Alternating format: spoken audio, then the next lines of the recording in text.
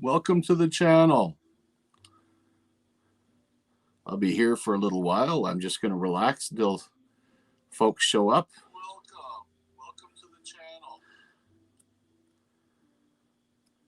And we'll get some chatting going. I'm going to do a little bit of wrapping, get some things ready for some stocking stuffers, I guess, while I'm waiting. And just give me a nudge. I'll be watching for you as you come in.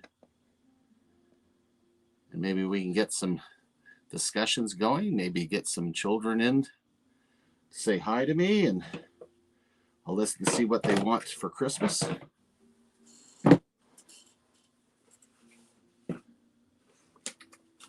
Another quiet evening here. A little workshop in the wrapping room. And oh, the dreaded socks. Definitely going for an adult. This is not going for any of the youngsters. But that'll make a good little. Will that make a stocking? No, I won't put socks in a stocking stuffer. No. Okay. Where did I put you?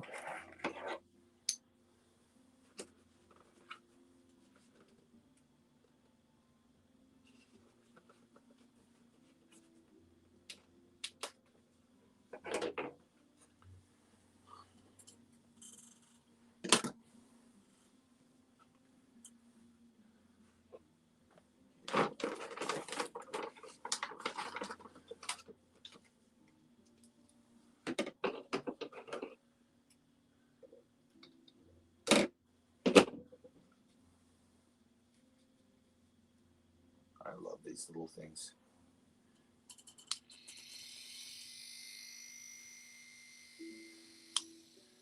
Gotta love it.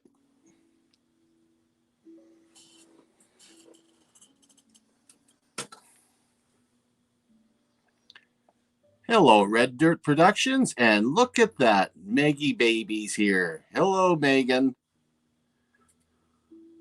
Evil Arch Conservative, EAC, it's nice to see you. I know you've been good. And I know your polar bear's been good too.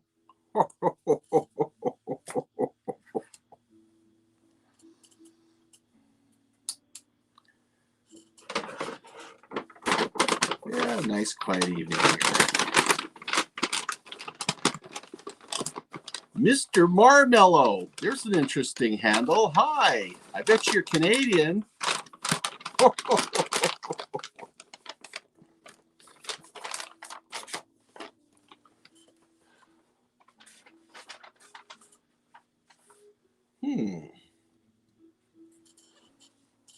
Fun part for some of these things is trying to come up with ways of wrapping them. So how's everybody tonight? Have you got most of your Christmas shopping done?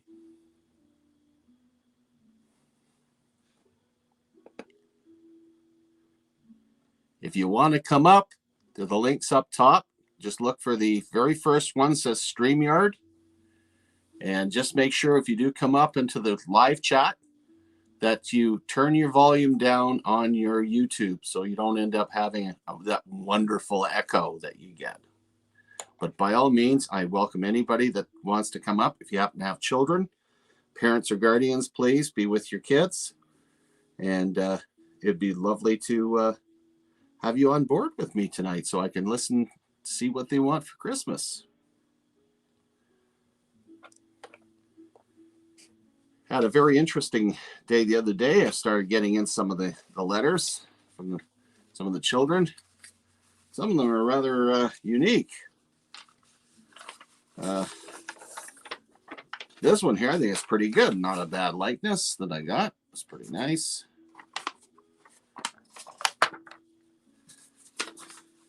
This one here, I think, is going to grow up to be a cryptographer because he's certainly showing that he can do his alphabet and apparently his numbers too. So that's very good. They're learning. And of course, there's always those that put them on little Post-its or little tags. Not a fancy letter, but I get the drift. And of course, I've got various other mailings and letters and lists that I had to take a look at.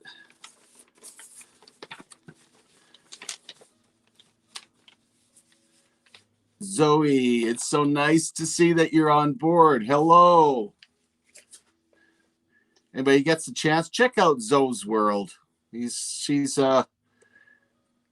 hails all the way from the United Kingdom, and her husband happens to be one of my elves.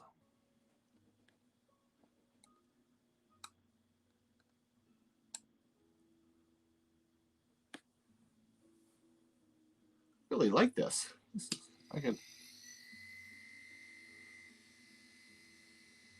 You want to hypnotize your man?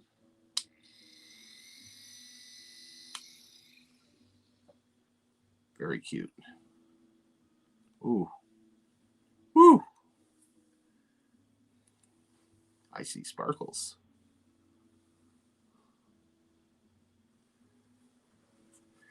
Alrighty. What do I have?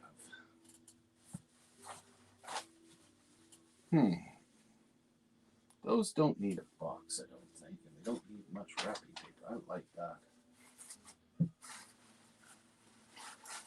Teeny tiny. I'm going to have to slip over here.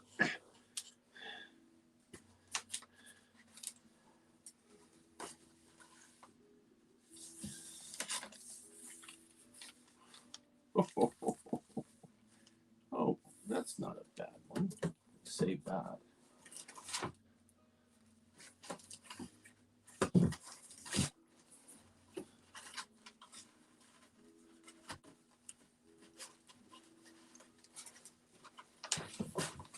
Sure, that'll do.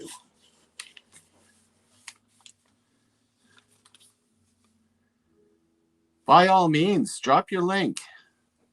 Oh, look at this. See if I can figure this out. There we go.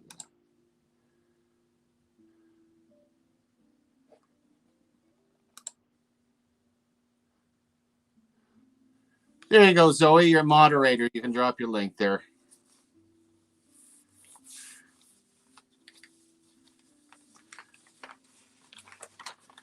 Ho, ho, ho, ho, ho, ho. Why don't you come on up, Coin World UK, or are you too tired? I know it's getting late there.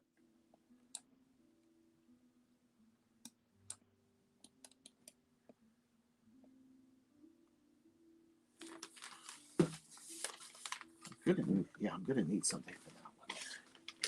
Oh my goodness. Oh my god, I need some room. Getting to that stage now where I'm gonna have to start stockpiling everything in another room because it's getting kind of full in here.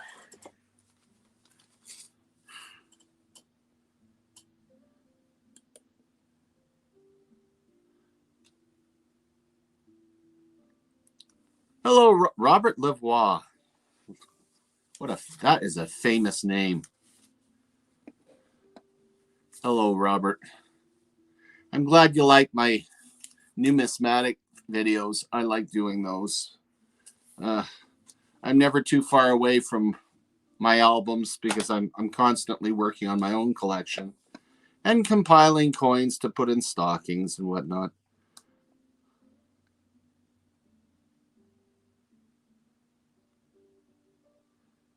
Austrian Stacker. Ho, ho, ho. Hello there. All the way from Austria. Always wonderful to see you on. Oh, do I got a guest on here? And my friend Sandman Coins and Collectibles. Hello, Jason. Hey, bud. How's it going? Wow. Oh, you're looking grand. Thanks. How's the weather down there in Jacksonville? Nice and warm. Nice and warm. More. Well, it's been pretty icy up here. We had an ice storm that covered everything there the other day. I actually had people donning ice skates and going down the roads. Nice. Now that's getting pretty hairy. Even my reindeer wouldn't go out of the stable. It was just too bad.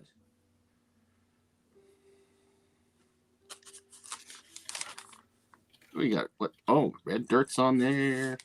So I got your coins today. Oh, you got the coin today. Good.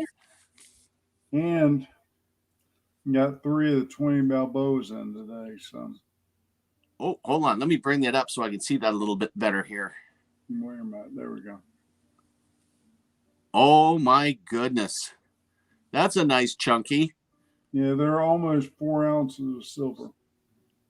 Beautiful. Let's see the other side. There we go. It's the National Shield of Panama. Wow. I miss my Balboas.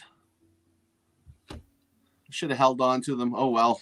And then my 2 proofs, a 72 and a 74, to go with a 73.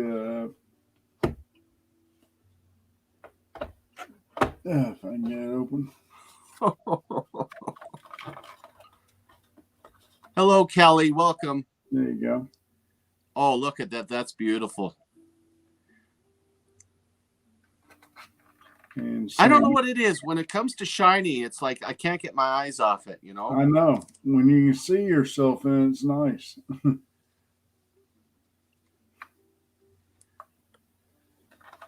Yeah,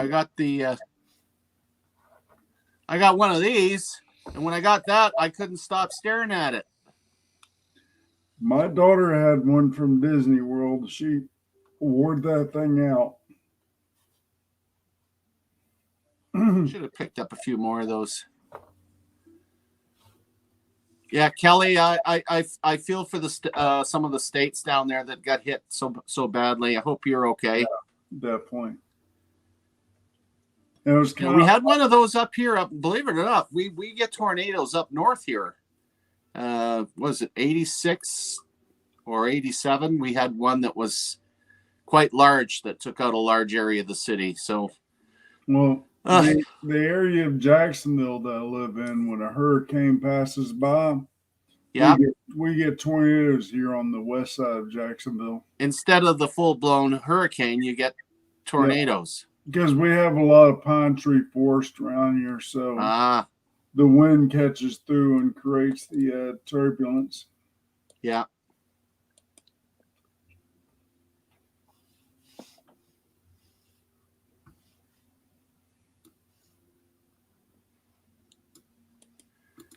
Yeah, I'm going to have to go back to that shop.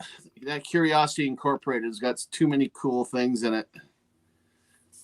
Did you see? I did get that coin. The Morgan?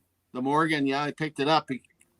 I couldn't refuse it. It was $30 Canadian. Nice. That's not bad. So I'm not going to complain. That's about, what, 27 here?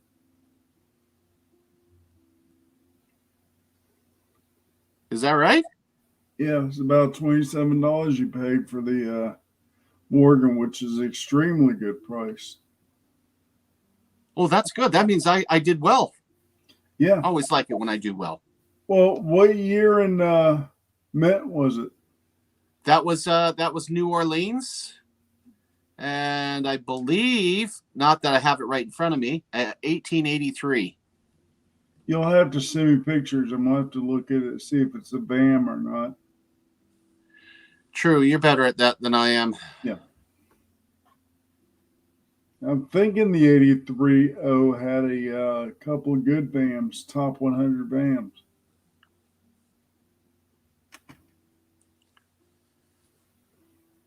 Wow, was that a handle? Omega Shadow Stacking 2. Hello, welcome. Let me see.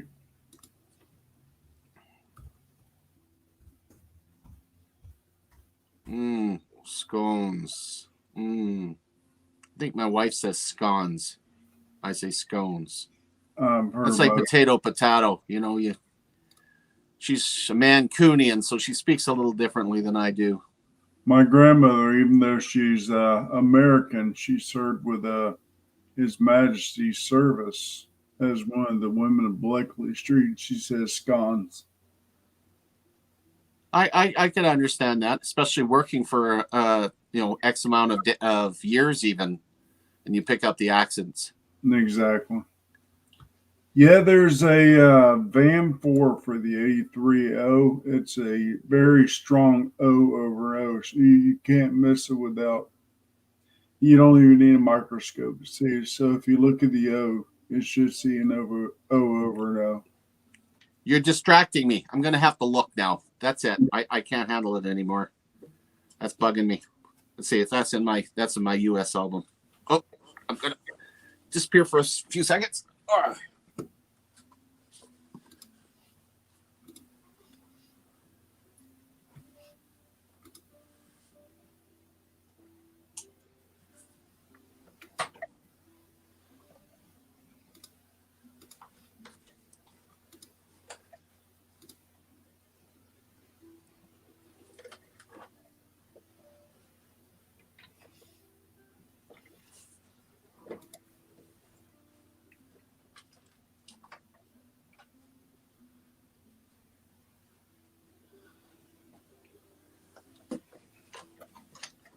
I hope I can find my loop.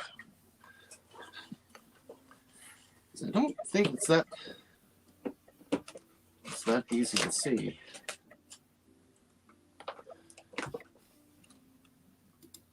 Yeah, that's right. It's 1883. Oh.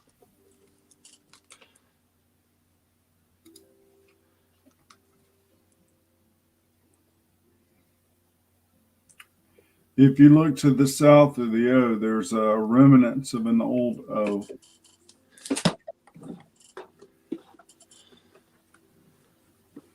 There's a little bit on the inside too.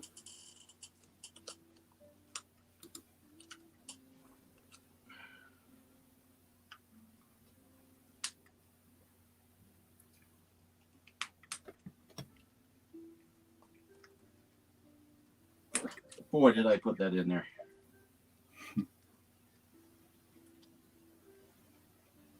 I've done the same. I want to see it.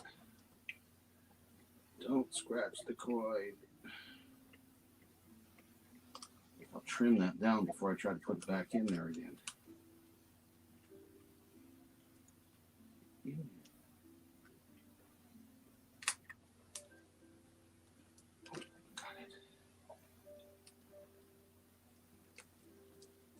Yes, it's like pulling a tooth.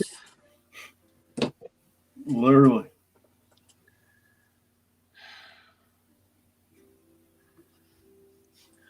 Yeah, you might have to look at it with a loop because it is it's not as strong as they said it was. If you look on the inside of the O, the north part of the space. On the inside of the O. Yeah, the north part of the space should have a part of an O in it. And also to the south of the O, there should be remnants of the old O.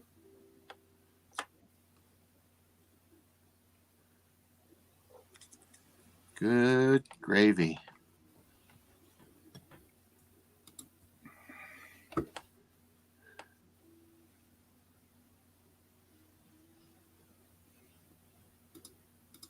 Well, using the loop, I can't. It just looks like a normal O.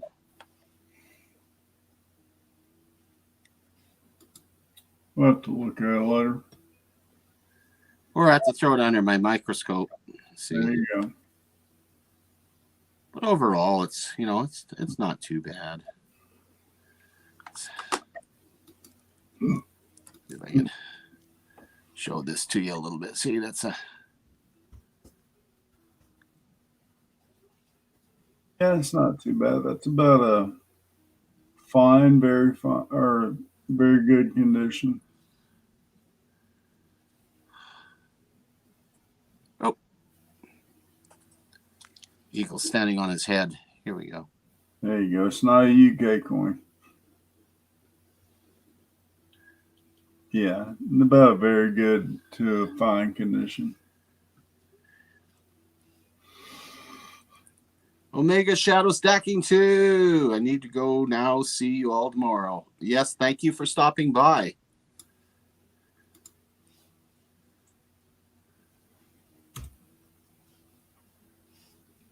Let's see. Of course, Austrian Stackers disappeared. And I see Mayor Videos. That's Marlon up in. He's actually my neighbor here, just outside of my fair city, Edmonton. Nice. What did I do with that thing? I am not going to fight that thing anymore. Yeah, say you paid a good price for it. It's about a $35 to $40 coin. US. US.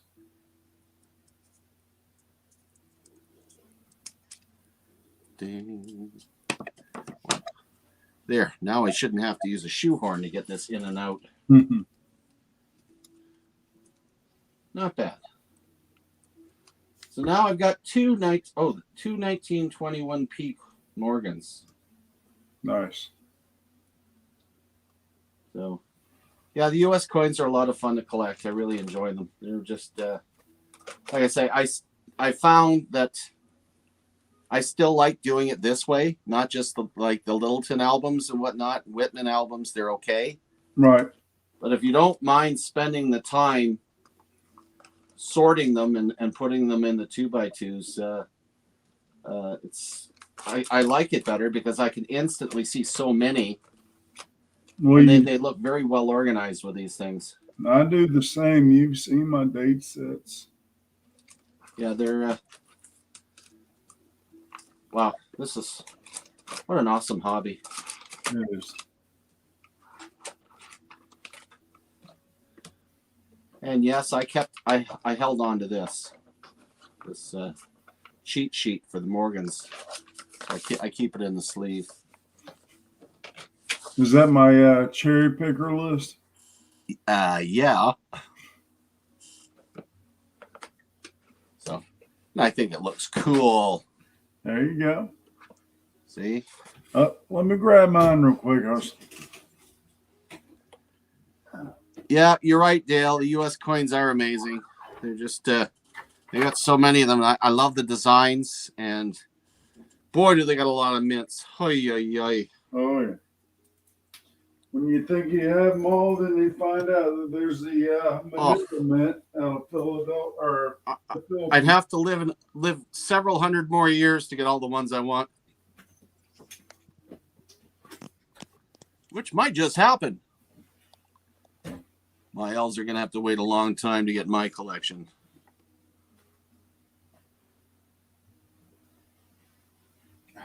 Very true. Very true. I did the same. As a matter of fact, it's funny you brought that up. I do have a separate binder for my British coins, Dale.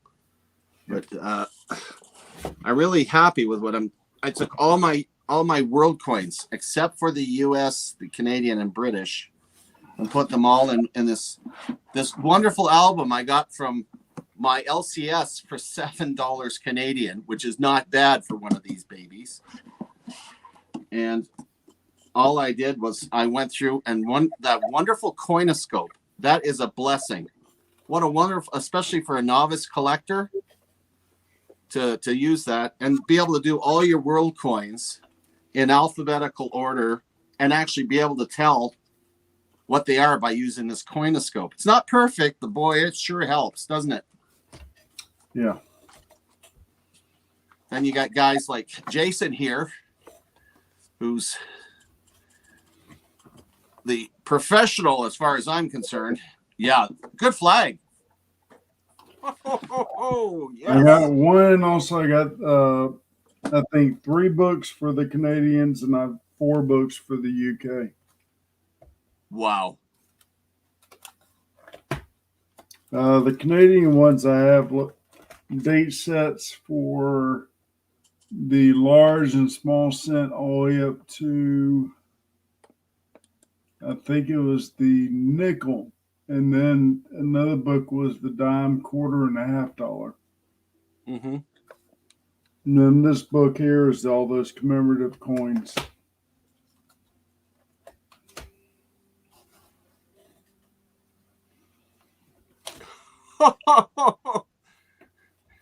Yeah, be careful, Dale.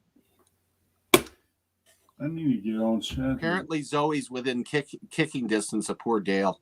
Oh, no. See, the hard part of being on StreamYard here is I'm not on YouTube and seeing the chat. Let me bring that up on my phone.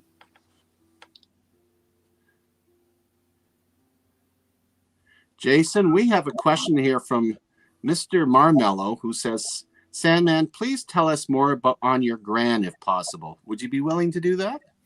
A little more on what? Your grandmother. Oh, I'll put you up. I'll feature you here. Sure. As far as I know, she's now 96, still alive. She's the person who got me in collecting for my 16th birthday. She gave me all three of the 1878 Morgans, the Philadelphia, the San Francisco, and Carson City. That was what started me. But when World War II came around, she was, I think, 16. She lied about her age and volunteered for, as an American, to be transferred over to England and serve under His Majesty's service as one of the women of Blakely Street. The story behind that is she worked with decoding the Enigma machine. She was one of the pioneers of the decoding during that time. As of now, I mean, her collection has literally, I've been pretty much helping her sell her collection. It's been massive. It's huge. Some of my YouTube videos on the hoard itself was all of her collection, and the amount of videos that I put out is not even half of her collection yet. That's absolutely fascinating. Yeah. I mean, the one good thing about this, she's let me keep what I want out of this collection and sell the rest. And I get a quarter of whatever is sold, and she gets the other 3/4. So wow. So it's been pretty so massive. Special. Yeah, it's been pretty massive one so far. Here you go, Patrick. Something else I wanted to show you. All the pre-Confederation territorial pennies and half pennies. Oh my goodness, you've done incredible. And the last two are the Newfoundland coins. Yeah. Very nice collection. My goodness. I'm showing my age here. I'm trying to decipher some of the you got to understand, I'm not much beyond rotary dial when it comes to understanding some of these the technical jargon that's popping up here. So Carolina Chris 26 says, "Can I please get Santa DC?" And then it says, "Spread the Dukes" with the whatchamacallit mark on it. What does that mean?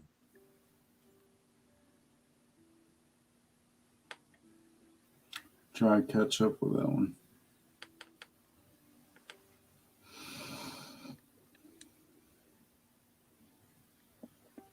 Thank you. Yes, she is a great woman.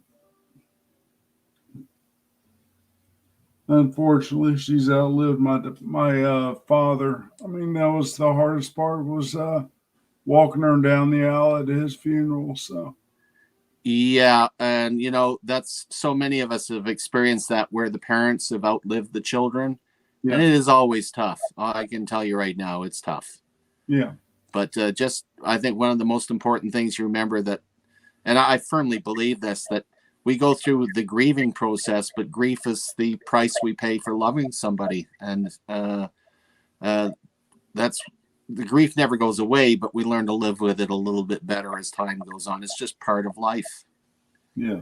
You know, we'll always miss them. I think it's the memories we have to hold on to. You know, there's so much of we're so much a part of each other in a family that you know, you should never ever lose track that being part of each other is so important. Yeah, definitely.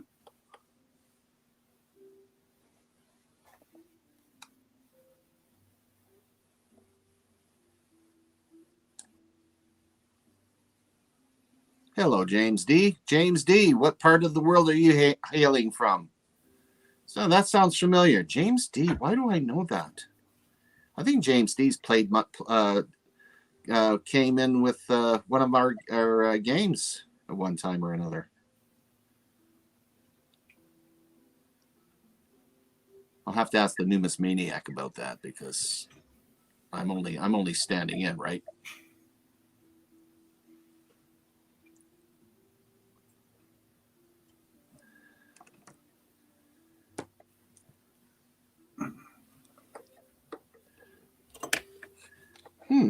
I wonder if she's still in today. I'm gonna check and see if she's still online here. Who's that? She is.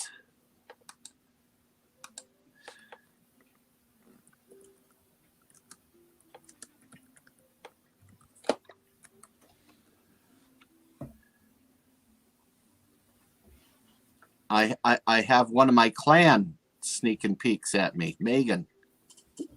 Nice.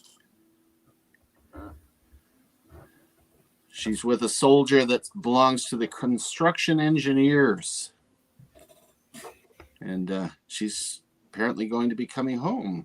Is that kind of like our Army Corps of Engineers? Exactly what it's like. Yeah. Yeah. Yeah, he's got, I believe he must be close to 23 years in now. Wow. Yeah. 3 tours of Afghanistan as well. So he's seen a lot. I wouldn't doubt it. I was Somalia back in '93, so. Mm-hmm. And that wasn't a very pleasant place either. No. Well, you get your sleep, Zoe, so that you don't pick on poor Dale. That's we know it's got to be very, very late for you guys. It's got to be almost morning for you by now. Yeah. What are y'all? Let's see. It's 9 o'clock at night here. I believe you're probably 3 or 4 hours ahead of me, Dale. It's probably puts you around midnight to at least 1 o'clock in the morning. Mm-hmm.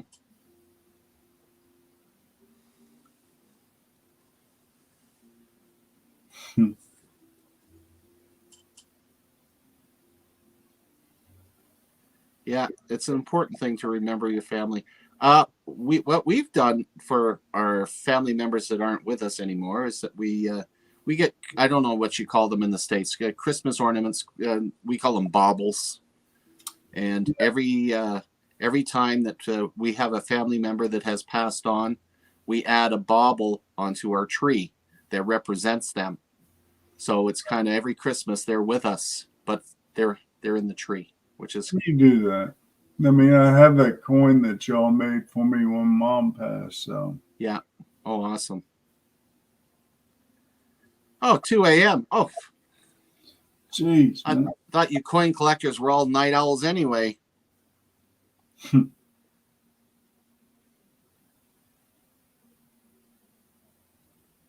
Oh, Dale's going to stick around and Zoe's going to sleep. Yeah. I think I'm coming up short with my stocking stuffers. I'm going to have to get some more. I don't know what traditions you have, but of course, every household's got variations. But one of the other things we're talking about, decorations on the tree. Every member of our family each year buys a new decoration, and that decoration is added to the tree. Now, as the children grow up and they move out, they take all but one, preferably the first one. They take all of them with them to start their own tree. So it's basically they've got their decorations to go onto their tree, and they can start their own when they've got their new tree. Nice. Unfortunately, some of my children don't want to leave. I'm saying leave as in take their ornaments with them. Says, oh no, we don't want to take our ornaments. We're going to keep them here. And now my tree's getting so to the point where it's starting to look like Charlie Brown's tree with so many ornaments on it. Nice. Yeah, take care. Have a good night's sleep, Dale. We'll catch you later. All right, Dale. You have a good one, bud. Yeah, you get yourself a good looking elf outfit. Keep looking. You can't find one. As you know, get an ugly Christmas sweater and an elf hat from the dollar store or whatever, and he's all set to go. There you go. Yeah. So my first, I got to tell you about my first my first shift at West Edmonton Mall. Right. As the Santa in Canada's largest shopping center. Let me tell you, that was an experience and a half. Good or bad? It's actually wonderful. I loved it. I loved it. First, the people were great. The location they set up, they're doing the best they can with this pandemic going on and everything. But right. Things that I didn't like, they do have a white mask for me to wear.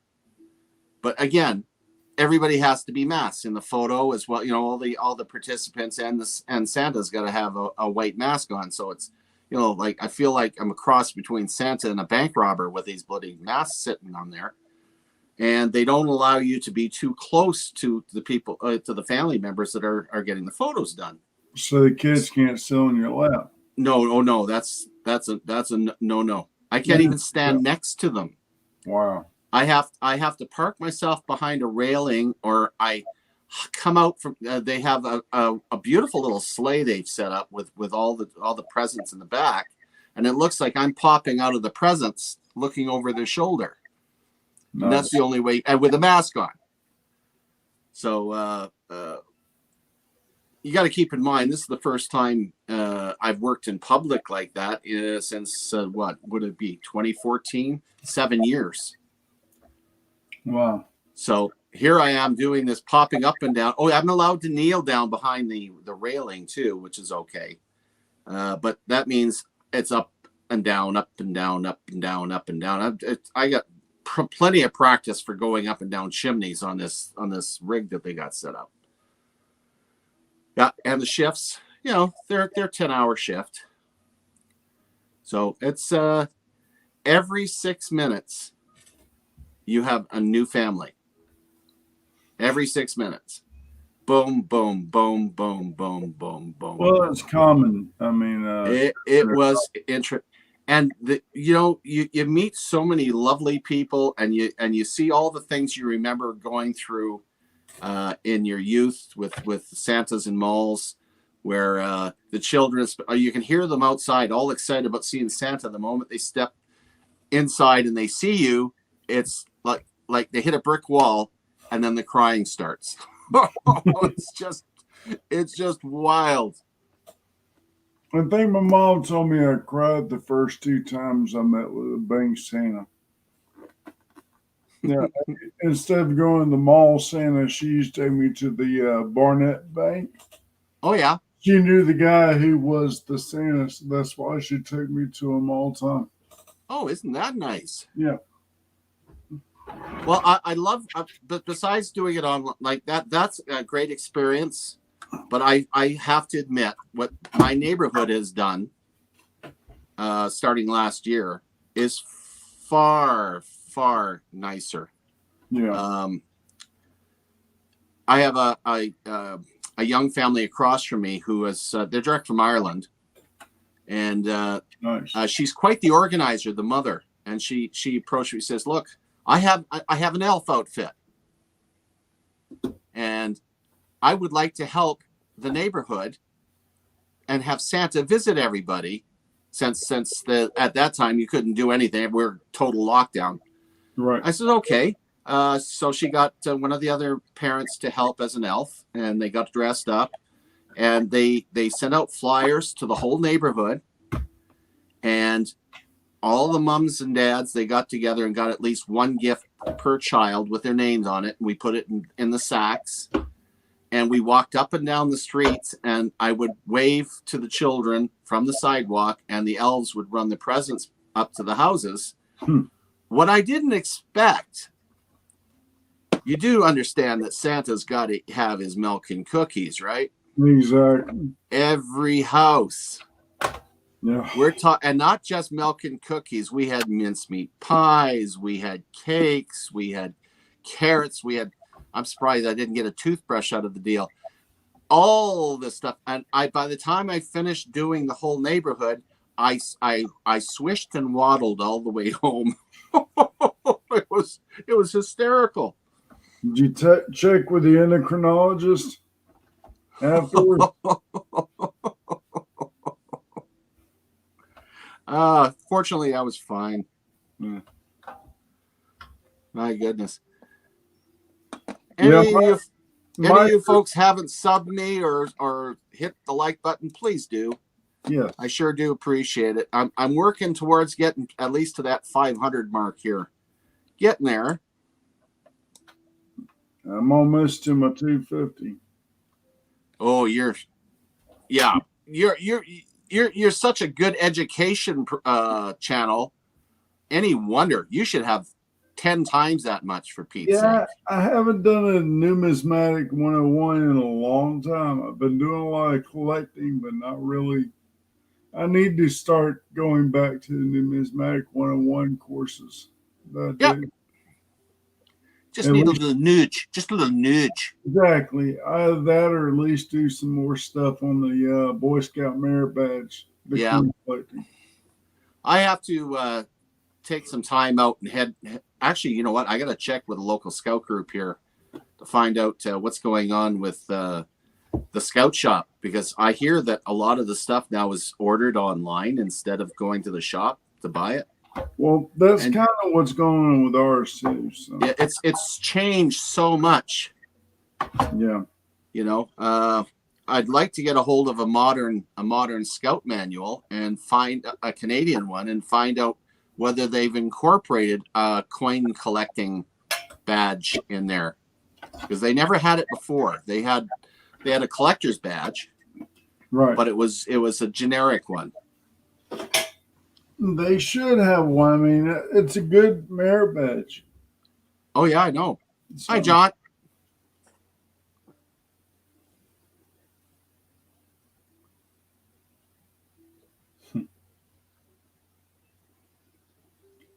Yeah, it's been a kind of a slow one though, but not many scouts want to go out to private counselors. They want to go to the museum and take the classes where there's like 100 scouts in there taking merit badge classes. Right. And get them easier that way, or go to it's what we call Winter Blast. It's kind of like summer camp during the Christmas holidays. Right. The week between Christmas and New Year's, we have like a Boy Scout camp where they go in and get merit badges. And then, of course, you have the day camps that have all the merit badge classes. The scouts are doing it that way. I mean, back when I was a scout, I literally had to go 2 counties over just to get one merit badge. Mm-hmm. I never had a choice of going to a class. So yeah, as leaders, we used to have to accumulate a list of resource people, and of course, every leader had their own list. Yeah. There was no consistency, and then you would help out your scouts by, giving or either bringing the person in and you teach everybody as a group, or you'd refer the scout to that person for training purposes so that they could get it. But the only ones that ever did group, like organized scout training, was the scout headquarters, and that was training the leaders. And that's where you do your wood badge 1, wood badge 2, your trainer 1, trainer 2, that sort of thing. And of course, they had a wood badge for part 1 and part 2 for every single section. So what that meant is that you as a leader, you were in school a lot. Yeah. I mean, we still are here in Yeah. the United States. I've already gone through most of my training. I haven't gone through Wood Badge yet, but I've gone through Scoutmaster Fundamentals. I've gone through IOLS. I've gone through Blues. Um, Pretty much most to all the Scoutmaster training other than Wood Badge. Mm-hmm. I can't take it right now because I'm still recovering from the stroke and I can't go camping very well. But maybe next year I'll sign up and see if they have some way to accommodate for that. So, What they need to do is get. Oh, this is my dream. Given my age, I want to become the trainer for fishing. Throw me in a canoe. I'll stay there, and I'll have one of the other leaders teach them how to canoe. I just go there and I show them how to cast, and I just lie there. This is how you do it, boys. there you Hey, go. girls, look, this is what we're doing here. One of my other assistant scoutmasters, he does the fish and merit badge. Yeah. Oh, and I did it up in places like Waterton Park. That's where I took the kids up to climb a mountain. No, it wasn't like with all the ropes and stuff, but Right. I took them up on Table Mountain, which is a lot of shale in the back, but they had a walking path. And we walked them up to the top at Table Mountain, and it was one of those ones that had the cliff that was undercut. And you overlooked the lake and you could see for 50 miles around you. It was amazing. Wow. And you're there holding the kids going, don't get too close to the edge. They had no fear. Oh, Meanwhile, you're like, come back, come back. well, that's the best thing about this area of Florida. I mean, we have all water sources here to go fishing in. Everything from freshwater to brackish water. We have the intercoastal, which is one of the hottest fishing spots here in Florida. Then You, we have, sir, are living in an area where you need special training. Because I'll tell you, when I went to Fort Benning, I was never so shocked in my life to see the stuff I had to put up with. oh yeah, First off, I discovered wait a minute vines. And yep, never be the last person in a section walking through them because they go like this and you're like this and you can't move. no, Hence, wait a minute, right? it's nature's barbed wire. Oh, they were absolutely horrible. Snakes.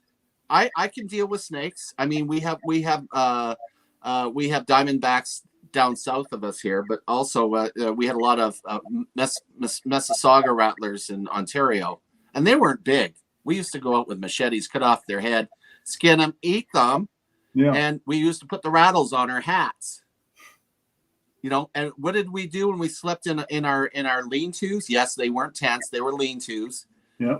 We put a piece of rope around the tent because apparently it was Manila. Apparently, snakes didn't like crawling over them. That was what they told It was us. itchy. And we never had a problem. But yeah, that area of Georgia, I mean, you have timbers, you have Oh, diamondback. I saw gators and I saw a snake so big. We cut Oh, through this field and especially the timber rattlers. Yeah, oh, they're big. I've literally have seen one about the size of a python. A buddy of mine accidentally ran one over, and he told me come look at it. The thing was nearly 8.5 foot long, and literally the body was as big as my thigh. So yeah, they get huge. Yeah. And you got those big chompers too. I mean, Oh, which ones? I've seen so many videos on gators getting into swimming pools and stuff. I'm like, oh man. It's gators. Gators you don't have to worry about as much. It's the loggerhead turtles. Really? Yeah, loggerheads will actually bite and take a good chunk of meat out of you, especially in the Flint River. They're like alligator turtles, Oh except they're wow. They're much I would never have larger. guessed that. Yeah. Yeah. I'm seeing that first off, Miss Canadian Scrapper saying hi to me. Hello. And what do we got? Mr. Marmello, please more 101 coin videos. I will try to start doing them here soon. I do plan next week to go through my German coins. My scoutmaster, my troop, his brother has a YouTube channel. It's what's it? Magnificent Germany with Darian, and I promised him one day I'll do a spill on my German coins because I have a lot of 15, 16, 1700 German state coins to go through. So, but yeah, once I start that, I am kind of slowing down on my collecting, and I will start doing the one-on-one videos here again soon. That's wonderful.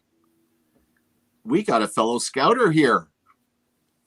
Robert Lavoie. Hey guys, nice hearing the scouting stories. I've been involved for many years as a Cub Scout, Chief Scout Rover, that tells me Canadian, and advisor for over 25 years now. Nice. Yeah. Rovers is an awesome program. I still consider myself an old rover, and I 147th Greasebond Knights and belong to the Knights of Arrakis and Knights of the Crimson Cross as an advisor. It's scouting is a blast, and it never leaves you. Just regardless of your age, it just hangs on. It becomes part of you, doesn't it? It's more fun when you're an adult. I think so. I think so.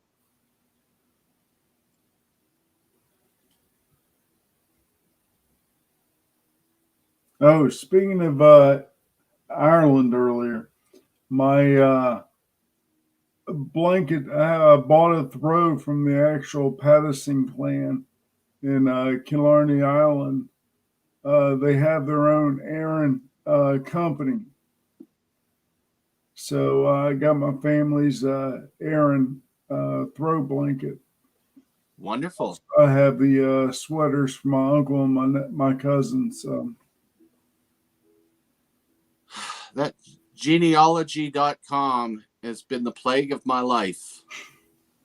I used it to track my family, and yes, they did leave Ireland during the potato famine. But then I started looking at the genetics. They're from Northern Ireland, Nice. and most of my family are. I think I don't have it right in front of me. 25% Irish, and all the rest are mostly Scottish, Welsh, English, and just a little tiny bit of French. I don't know how the French got in there. So suddenly I'm closer related as far as genetics to my wife than I thought. I thought, yeah, maybe I'm like 90% Irish and I got a little bit of other stuff. No. Oh, and my family thought I had native for years. My grandmother was, came off the reserve in Northern Ontario and all this stuff. I said, oh, we must be Métis. So much so in the family that my sister got her kids to live on the reserve, in the reserve housing, because she says she's Métis. Then I went and of course, I'm into the genealogy, and I did the genetic part. And then I started tracking things back. We've got no native in us whatsoever. None. Well, I proved on my side of the family that we are directly related to the Powhatans, especially Pocahontas and John Rolfe. She is my 11th great grandmother. You're just full of history. Here's my claim to fame. My family should never be on a ship. Never. I have a family member who was a third-class passenger on the Titanic. Oh, jeez. Guess what? Fell out of the gene pool. Mm. I have two cousins, distant cousins, served on the USS Arizona. Oh no. I have a memorial to them here in my case. Just don't get an historical ship. That's all. Yeah, well, apparently, yeah. I'm like, okay, we had better not do that. Carolina Kristen. Okay, I'm saying, can I please get a PS5? Not for my kids, but for me. Promise I've been a great boy. We'll see what we can do. Nice. I think the last game system that I had was a PS2. I haven't got a game system since. My son got me to get these PS3s, but not to play games, but to use them for Blu-ray players. I heard about that, yeah. And that's what I run off off of this TV here is a PS3. Never, I've tried to play some of the games. They put me in front of Grand Theft Auto. I couldn't get through the first 30 seconds of it. First off, I found it way too violent. But second off, I kept dying right away. Nice. I couldn't move. I mean, it's like these silly war games. No wonder kids are being, put into the mindset where it's not real for, what's the right word? Desensitized? Yeah. Because they're running around shooting all these things in cyberspace. And I'm sitting there trying to play this thing and I'm going, this isn't fun. This isn't real. This isn't like, not that real was fun. Well, kind of when you're doing exercises, you had the right stuff, but it didn't feel the same. And they're hopping and then they get resurrected, which is really fake, So I don't like them. No. My favorite, for a video game, give me a Wii that has a bowling game on it or something like that. Wii Sport. I tell you, the games I liked were where you can build things. Minecraft was a good one. Sims, I really just played that one to build the houses. I never played. Oh, you played Sim City? No, Sims. Okay. Sims 1, 2, 3, and I think there's 4 now. I've only played up to 3. So yeah, they did come out with a few decent games. Yeah. Frankly, I enjoyed the older games better. Things like Missile Command and Galaga and 1942 and those games. I mean, of course, then I'm dating myself here. Those were great games to play, and they weren't as complicated or they weren't realistic like the ones they have today. Galaga and Asteroids were my favorite ones. Yeah, they are. Oh, Asteroids. Oh, that's a good game. Yeah.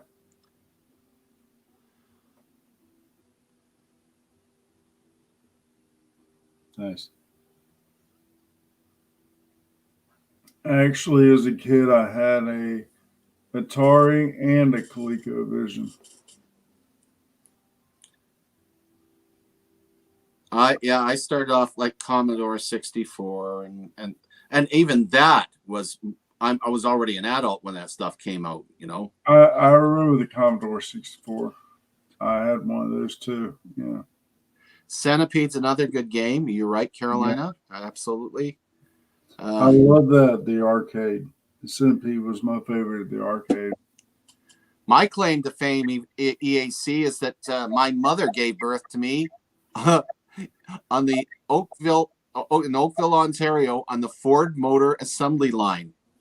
Wow. So when someone says Fords, they're lousy, I said, no, Fords are awesome because I'm a product of the Ford Assembly Line. There you go.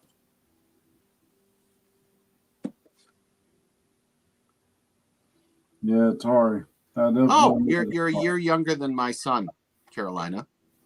Yeah, I'm a year younger than Carolina. Oh, yeah, you're just a kid. You like hearing that, don't you? Yeah, okay, well, I got time left. There you go. Oh, Joust was another good one. I love Joust. I remember Joust, too. Yeah. We used to play. I remember this one store we used to play in. Of course, this is going back to the pinball machines.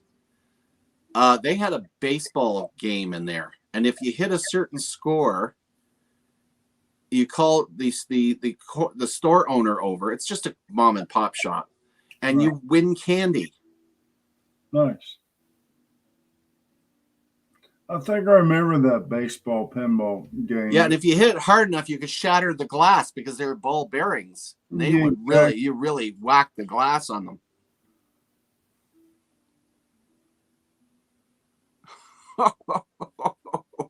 Fortunately, I don't remember being born on the assembly line.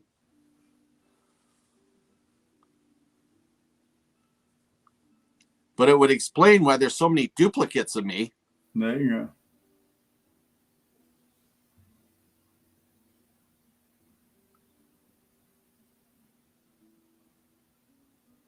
Oh, yeah. Oh, my goodness.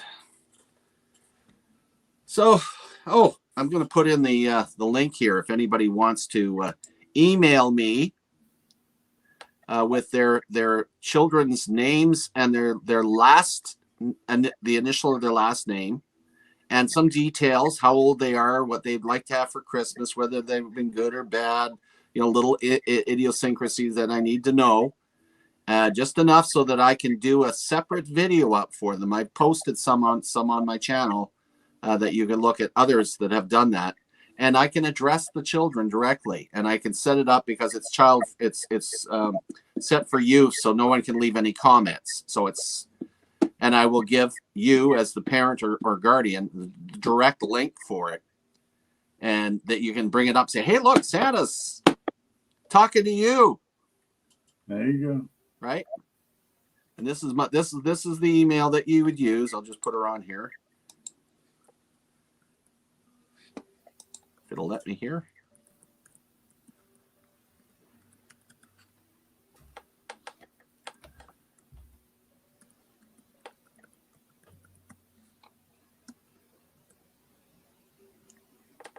Yeah, there's the email right there.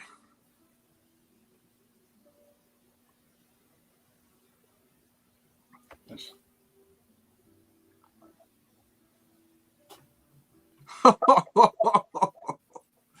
Yeah. And I was saying, you have such a famous name. It's because I belong to the Royal Canadian Regiment Association here in Edmonton, and we named it after Chief Warrant Officer Bobby Gerard, who was the Chief Warrant Officer under Colonel Omer Lavoie, who actually just retired here. I believe he retired as a brigadier or major general. I'm going to have to look that up. Nice guy. And we used to hang out with Omer all the time. So the Lavoie, I met his brother and a few other people. And great family.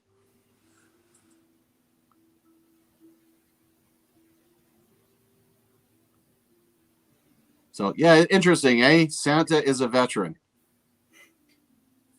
Go figure. There you go. And, of course, Jason here, he's a veteran, too. Yep. U.S. Army, I used to be a Black Hawk technician. So you must be really familiar with that one with Black Hawk Down. Oh, that yeah. movie. Was that fairly accurate, or was it? That's Disney compared to that. That's Disney. I love the way you put it. I was in the hangar during the time, but yeah, I was with the group that went back out. Oh, is that right? Yeah.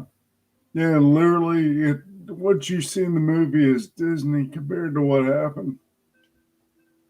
I know the one thing I pick on those movies is the special effects. You just shake your head. Yeah.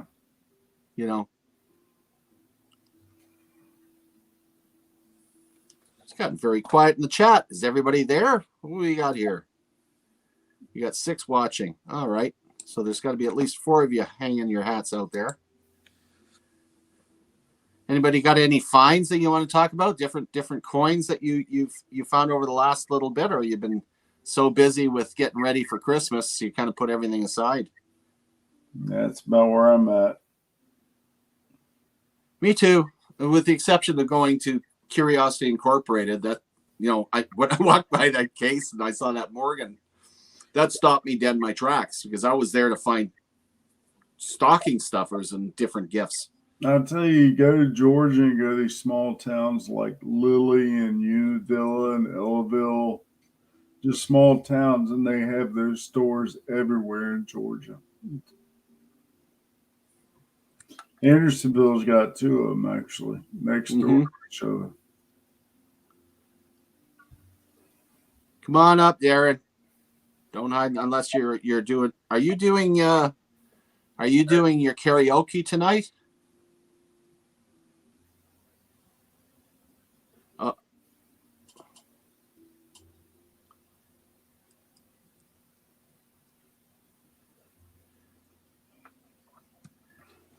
Yeah, my granddaughter approached me and she says, I like baking. I says, that's good. Okay, baking's a good profession. If you like it, sure. And make sure it's something you want to do. Yeah. She says, well, I'm going to start applying for jobs as a baker. I said, okay, do you understand some of the drawbacks? First off, you got to look at the job and what it entails.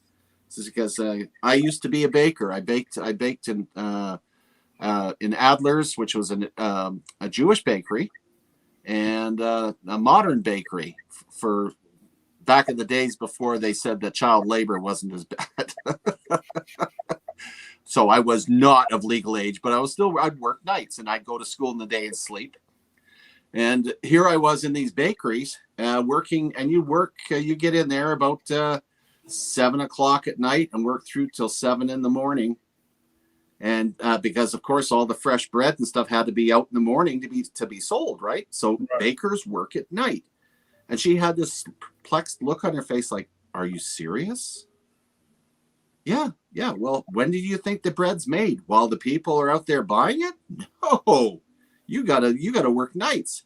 So if you're going to be a baker and do it professionally, expect to be a night worker, whether you like it or not. That's the way it is. The only way to be a daytime baker is if you're doing like wedding cakes or you're a pastry shop, but still you had to be there early in the morning to get. Oh yeah.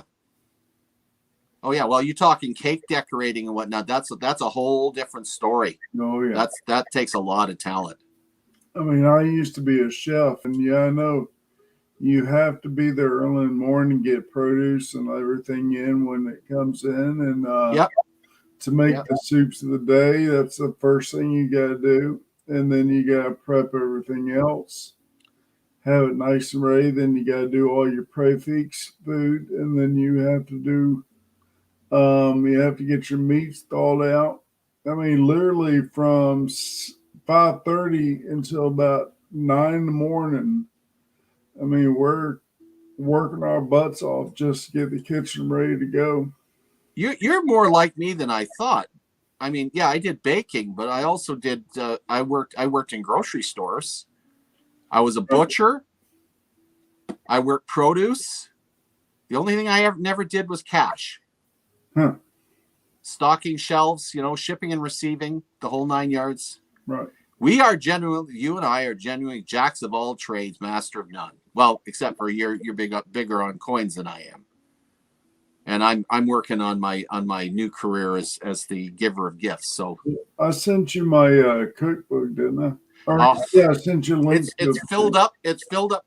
All the memory I have in that program. That's it. That's all I need. Because I was looking at, and the bad part about your cookbook, it makes me drool. Because you got some great recipes in there.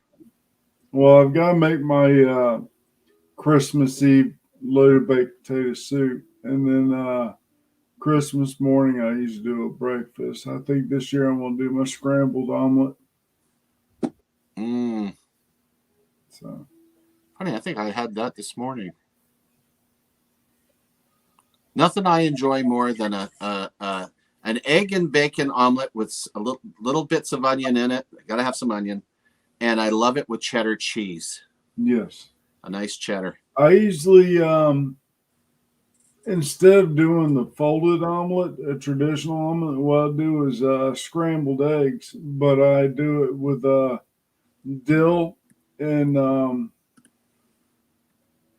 what is it? Dill and rosemary. Yeah. And then I'll put bacon, scallions, and white cheddar into it. I shouldn't be hungry, but I'm getting hungry again. I had rustic mashed potatoes with peas, homemade gravy, and steak for dinner. Nice. And yeah, I shouldn't be hungry, but I am. Oh, that's tough. Oh, Marty's Nuts asked, put your link in there for your channel. It's Sandman Coins and Collectibles. But yeah, let me put that in there. I have to figure out how to do it real quick.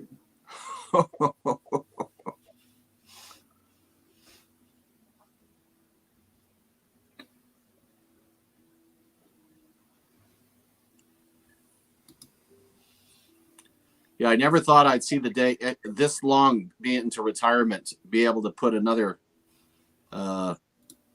listing on my resume. So I am now a seasonal actor. Nice. Which is quite interesting. Well, yeah, you can definitely add acting to your resume now. Yeah, just got to find some other gigs to do. Someone that needs an older guy in it. Yeah. There we go. Sorry for that. Yeah, it was a lot of fun to do the There we go. visit with Curiosity Incorporated the other day. Now I'm hoping to visit Steve Wallace. Now I've actually I should try to get a hold of him tomorrow if he's not out camping somewhere. Have you ever watched Steve Wallace's films? No, I haven't. Oh, Steve is one of the nicest guys you could possibly imagine. Me an outdoorsman or something? He's an outdoor person with a twist. Now he used to hang out with my youngest boy for years. Right. And so I've known him, I must be 35 years or more now. And he likes camping, but in places you shouldn't. So he calls it stealth camping. So he goes out, he wants to camp without anybody seeing him, hearing him, in places where you normally would never camp. Culverts, behind police stations, duck blinds, abandoned buildings, construction sites, copse of trees in the middle of a residential area. You name it, this is where he camps. He's got a huge following. The weirdest place I gone camping was I did a 16-mile hike and I ended up in a peach orchard. So I camped out in the middle of a peach orchard. Hey, there you go. Yeah. So you done a little stealthy yourself. There you go. Anyway, I would like to go and deliver Steve, being that he's never been found. I want to find him as Santa and drop off a gift to him. Nice. But he was stuck in BC during the floods. Right. And he's just made it home. So I don't know what he's been doing lately. What oh. Aren't you a mod? I thought I made you a mod. Oh. Where are you here? Nope, not a mod. That'll never do. Let me type something in there, Jason, and I'll make you a mod here.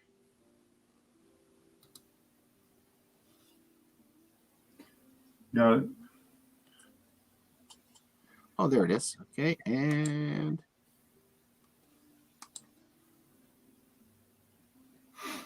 ta-da! Let's try it again. See if it'll. Yeah, he's having trouble using your link. There you go. Yeah, there's a video I put out last week. I'm near 250 subscribers, so I do have a giveaway coming up soon. I have a first-year Morgan San Francisco that is in MS condition, that's toned. I do have another video showing that. That will be the giveaway, and we'll have that when I reach 250.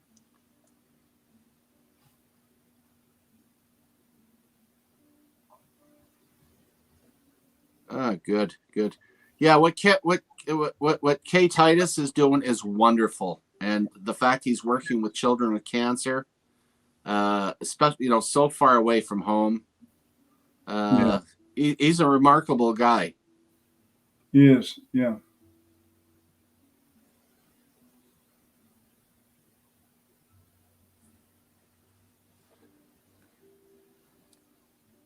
And the way he likes to give everybody else a good shout out. I Oh, mean, all his absolutely. videos are nothing but shout outs to other people. He's a good source for our community. So, He is.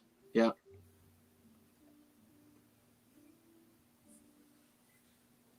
but yeah, if you go back to my older videos, I didn't talk much. Literally just had kind of still videos, kind of slideshows. I'm recovering from a stroke, and back then my voice did not work very well, but it's definitely gotten a lot better. So about halfway through, I started talking, and I've gotten better with that since then. I was just thinking that you keep this up, you're going to sound like Alvin the Chipmunk. You won't be able to stop, Exactly. which isn't a bad thing, really. It's No, nice to be able to talk when you haven't been able to.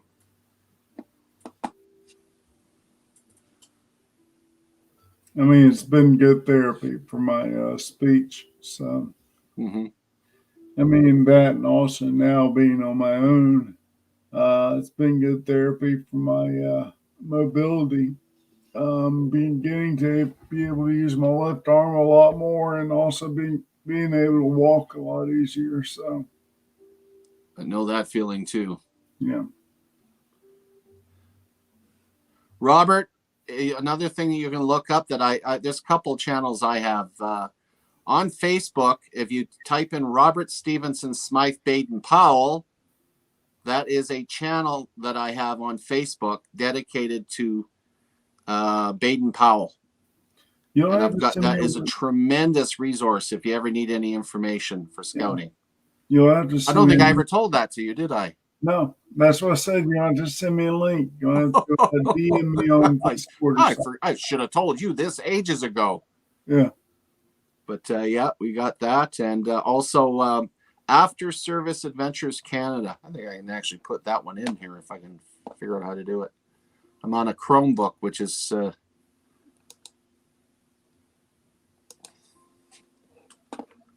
we go.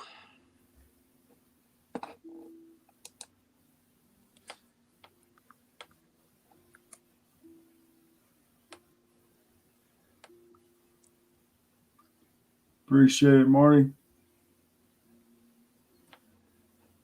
Thanks, Robert. Enjoy the videos. I mean, like I said, I did a lot of educational videos in the beginning. Actually, did I believe it was a three-part series on the coin collecting merit badge. It's been a while since I've done the 101 video, so which I do plan to start those back. Just been kind of busy with the horde lately.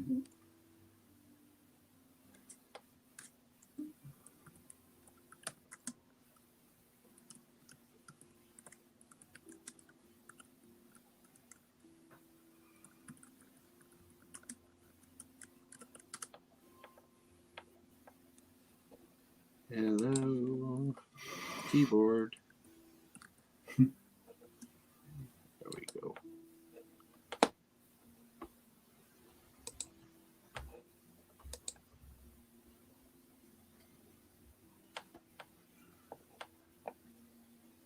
And gee, well, I might as well see if I get that link for you for Facebook.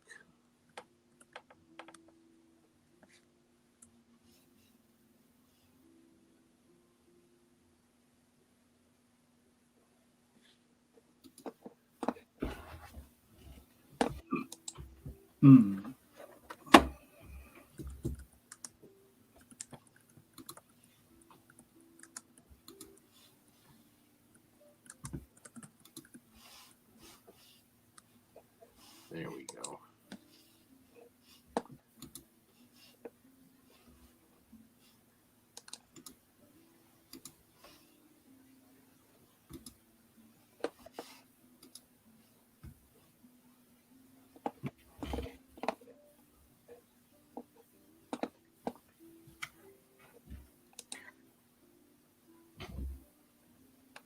Is that music coming from you? It is. Okay. I have surround sound on my computer, so it sounds like it's behind me.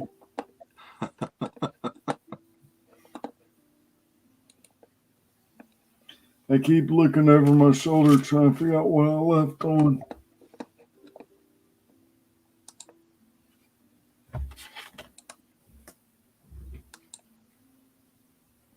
Okay.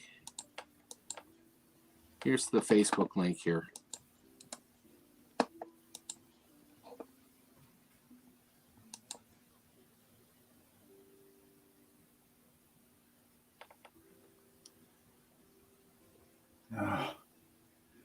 Duke's mayonnaise, the best in the Duke's world. mayonnaise. Now, is Duke's mayonnaise something that you can't get anymore? Oh, it's all over the South.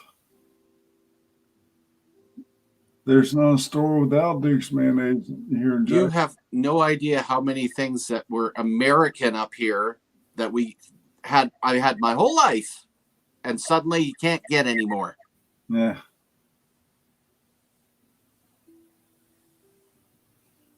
I have a recipe for tomato pie that calls for Duke's mayonnaise. It doesn't call for anything but Duke's mayonnaise.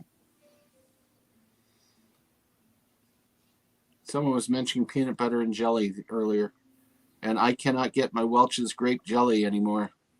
And I've eaten that since I was a child, and suddenly all the rest don't taste good. Right.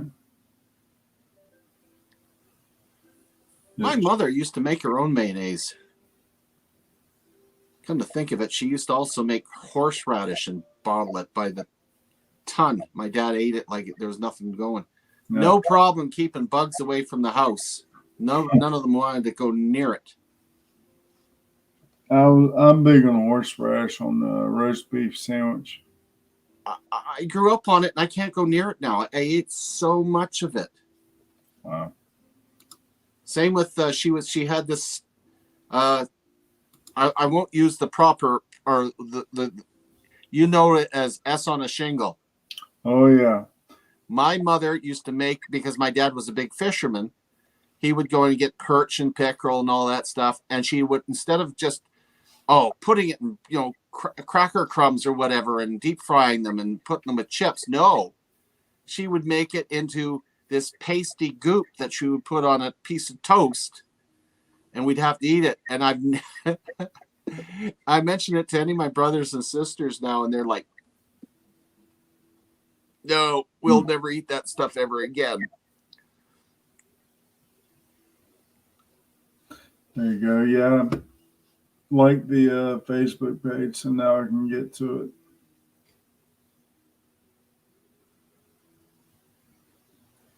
Ugh. Yeah, I can't stand the Hellmans or any of the other ones. I do love Dukes.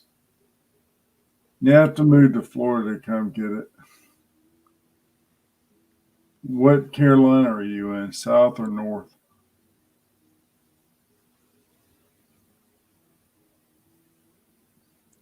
Hello, heavy metal detective.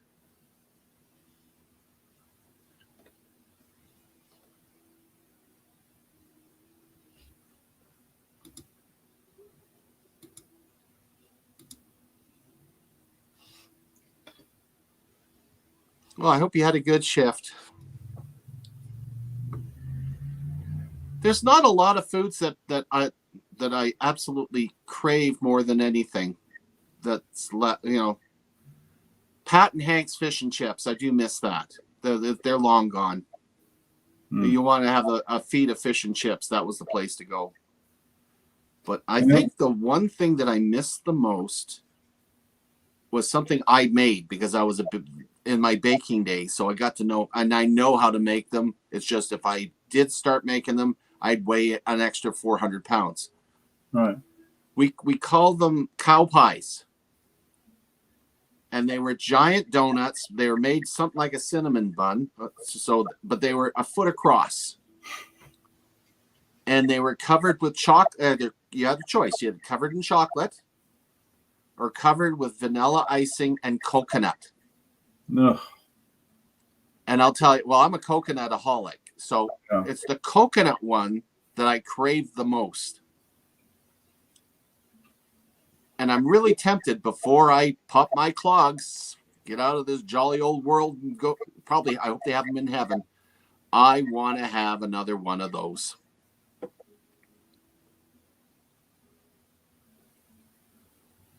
Now, I'll tell you about a heart attack. I mean, if you were in Fort Benning, you know the Ranger Burger.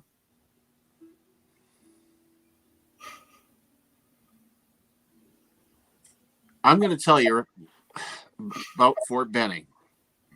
I'll never. First off, I'm pretty sure I told you this already.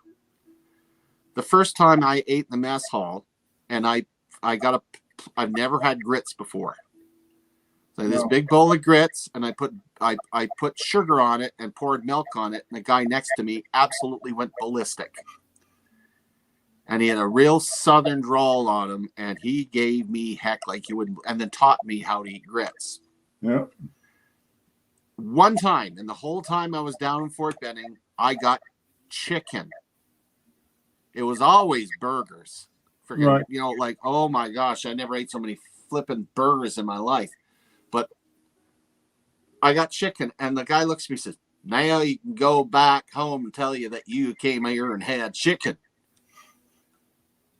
The guys that it was an exchange. The guys that went to Canada come Right. back and they weighed 40 pounds more than they did when they left because they All were that, feeding them 16-ounce porterhouse steaks and all this other stuff. all that poutine. Oh, tons. Everything that they wanted. And we all looked anorexic. They ran the living daylights out of us. So hot down there, melted the boots off our polish off our boots. Nice.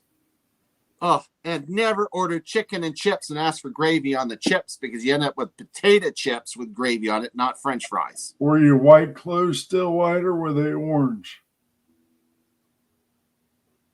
Everything was orange. You got to remember, we didn't go down there with those red colored boots. Ours were black combat boots. Yeah. So we were orange. But that Georgia clay will turn you orange. Oh, it was ridiculous. Benning. And mind you though, I loved the experience. Well, except some of it I didn't like. Yeah. But as far as the camaraderie and the things that we saw and did, I'll never forget it as long as I live. It was an awesome experience. Ranger school was awful. Yeah. I was there for about 6 months. Most of my service was in Fort Eustis.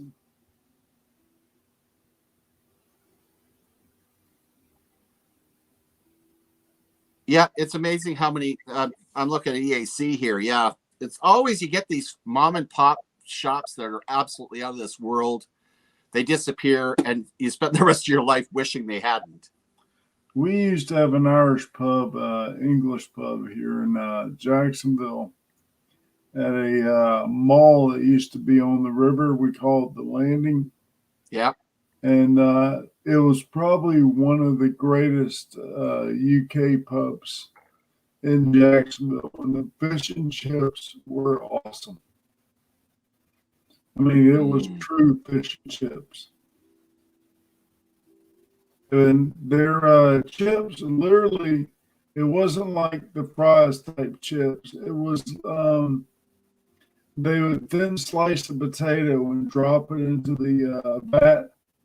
So you had real chips that were soaked in malt with and salted, and it was really good. Oh, really? Yeah. You know, and of course, there's also the other side of the coin. There's certain things that you'll never forget that weren't so good, like in France. They always talk about French cooking and how fabulous it is. Well, putting aside everything except baking, the French know how to bake. Oh, the bakeries they have there are out of this world. Out of this world. Don't eat anything else. I was sitting on the beach at Dieppe, France, and I ordered a hot dog that was a foot long. It was pure red. The hot dog was red. Yeah. The bun, they drilled a hole through it, and they pushed the hot dog through it. I said, what do I do with this? How do I put any garnish on it? Well, you can't. You just dip it. It was Gee. horrible. They double fry their French fries, their chips. They Uh, double fry them. So they fry them. They put them in the tray, and then when someone comes along, they take them out of there and throw it back in the oil, and they all come in this big huge clump. and they're nice and crispy. Oh, it was just it was Yeah. horrible. They had I asked for what was it? I was going to say poutine because it kind of reminded me. It was so gloopy. It was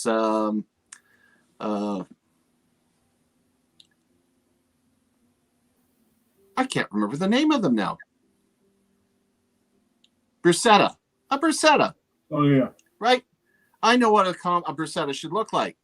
They served it, looked like a pizza with 4 different cheeses all melted on it, and they were all the worst flavored cheeses you could imagine. Yeah, the French do have some pretty bad cheese. Oh, my buddy across from me who loves that stuff is just going away, and I'm sitting there and I can't even put it in my mouth. I'm like, this is not what I'm supposed to be eating. Well, the only French cooking that I like, soup is my specialty, and some of the French soups are really good. Um, Also, the French seared steaks. Yeah, they did make some good steaks. Yeah, they make good steak. Yeah. But other than that, not really many good foods came out of France. I'm more of an Italian foods and I like a good gumbo. Oh yeah. Well, yeah, that's kind of like used to be French. Cajun food and Creole food is, I mean, its own gourmet. So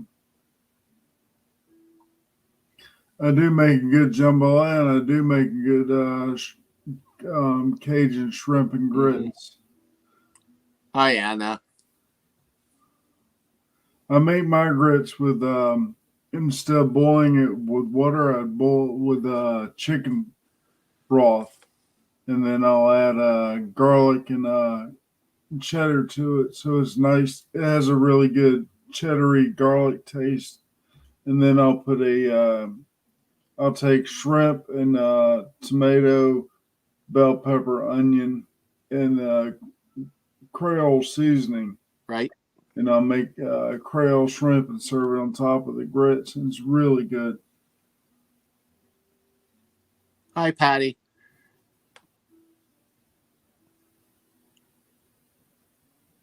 Well, you make the grit sound way better than my wife likes mushy peas. Right. And I can't handle them. I mean, to me, it's like overcooked peas in a mush form that has this baking soda flavor to it. It's just not pleasant. It's just not pleasant. Yet they love it. That's the one thing my grandmother picked up when she was in England that I really didn't care for was the English style of cooking. It's a lot of very bland stuff. Mm-hmm. So, Marty's Nuts. We had a garlic restaurant here, and it was advertised as the garlic restaurant of the world. It was the best. Everything was garlic. I mean, you could get the full deep fried garlic cloves. You had garlic ice cream. By the way, that's delicious. You come out of there and you stink so bad. But the meals were so good. I love a good garlic paste. When you roast the garlic enough that it becomes a paste, and you mix it with butter and think thyme, and you can spread it on toast. And it's really that's good. delicious. Yeah. Cannot believe I'm getting hungry. This cannot be happening to me.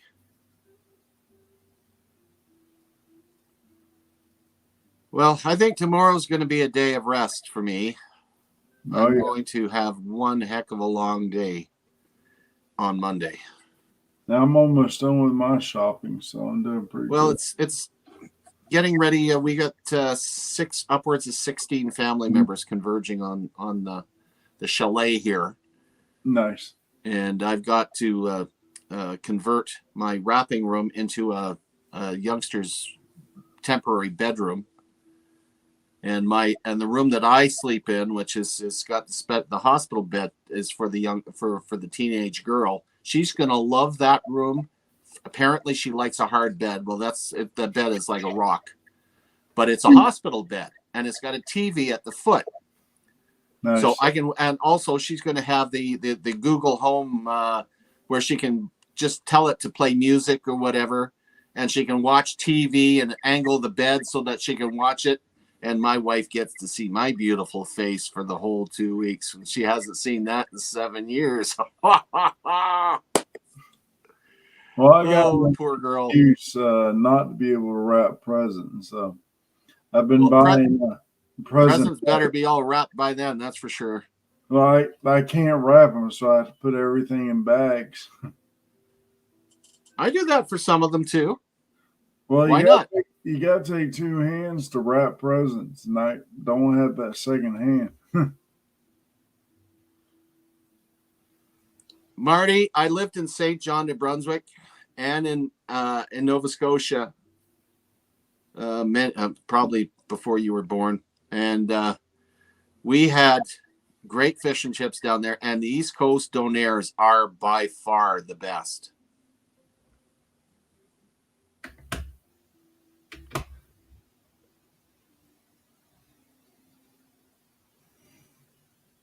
You haven't lived yet there, Jason, if you haven't gone deep sea fishing in the Bay of Fundy.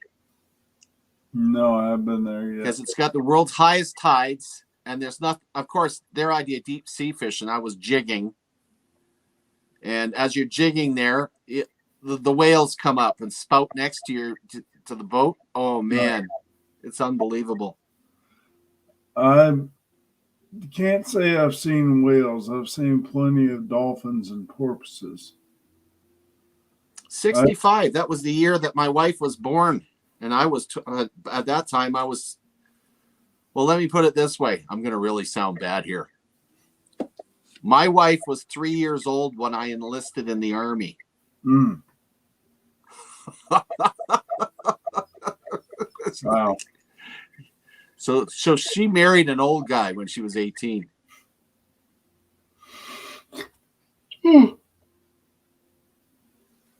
Excuse me. Sorry about that. Yeah, 65. Interesting year. Digby scallops. What I remember best about the East Coast are the markets, and to go in to see the fresh seafood and the produce and stuff in those markets along the East Coast. That was very cool. Yeah, especially when you get further north. New Jersey, I've been to a few of their markets. They got some nice ones there. We have them here, but it's mostly local produce. There's nothing really like spectacular to see. Right. It's quite a rush to see whales close up, believe me. 62. Where was I in 62? That was Windsor, Ontario.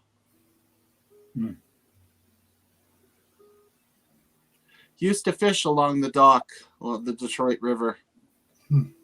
Excuse me. Back when Detroit was a real city, it had lots of people. I was born when they didn't make American quarters half dollars or dollars for that year. They're too busy making the bicentennials for 2 years running. So my year got gypped.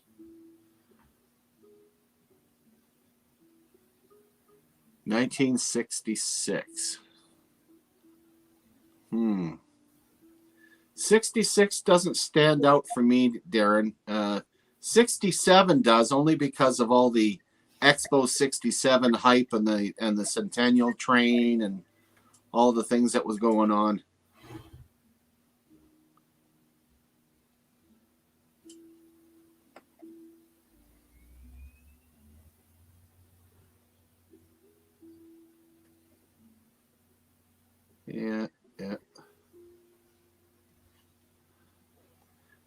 had a girlfriend before I met my wife, of course. She was let's see, I was 28, and she was 53. Beautiful lady. But I couldn't handle the fact when I met her son, he was older than me. It just felt wrong.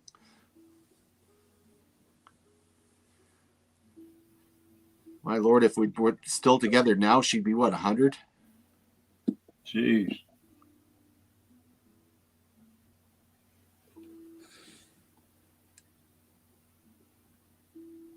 But that's life. I mean, it's who you end up with. Yeah.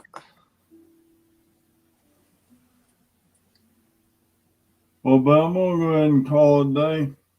I'm not too far behind you, sir. I'm just like I say, it's so relaxing here tonight that Exactly. all I could think about was, okay, I'm going to get myself a nice hot shower and put my feet up and relax and get ready for an interesting day tomorrow, and then get ready for Monday, because Monday it goes crazy. Tomorrow's just gonna be a veg day for me. I think I'm gonna do laundry, and that's about it. Well, I'm supposed to be going to my church, but thing is, I find I have a problem. I can't handle the music. Christian music. The sermons are wonderful, but it's just because the singers are so bad. I just can't get in. So doing it online, I can speed past the Right. the singing and get onto the sermon and the meat of the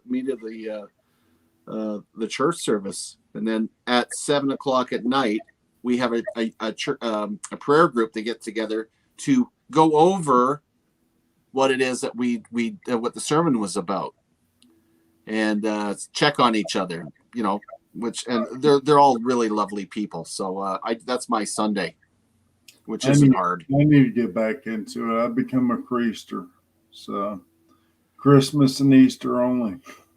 That's my wife too. Actually, my wife is strictly Christmas. That's it. And even then, it's trying to get her out. Oh, not Right. really. Well, the only good church around me, pretty much a lot of the old Southern Baptist type churches, but there is one good church near me, and it's what we call an auditorium church. It's the modern music. They literally have stage and light show type thing for the music. And the priest is younger than me, and he's very energetic. He's not a yelling about fire and brimstone type thing, but he's doing a more modern twist on his sermons and everything. So I kind of like him. I mean, I'm thinking about becoming a regular there. So I think back when I first started, especially with the prayer group, one of the first questions they asked me was, why are you here?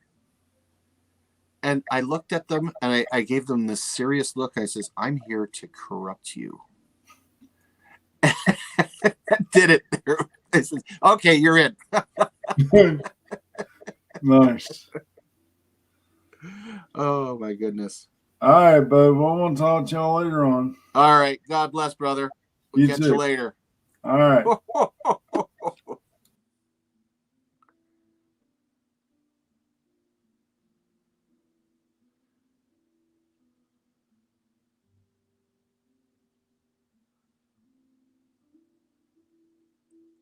Well, ladies and gentlemen, I see that I'm all on my own, and I think we're all getting a little. What time have we got here? Oh my goodness, it's not too late here. I got enough time to get myself cleaned up. Yes, Darren, I'm sure you were. I'm sure you were, sir.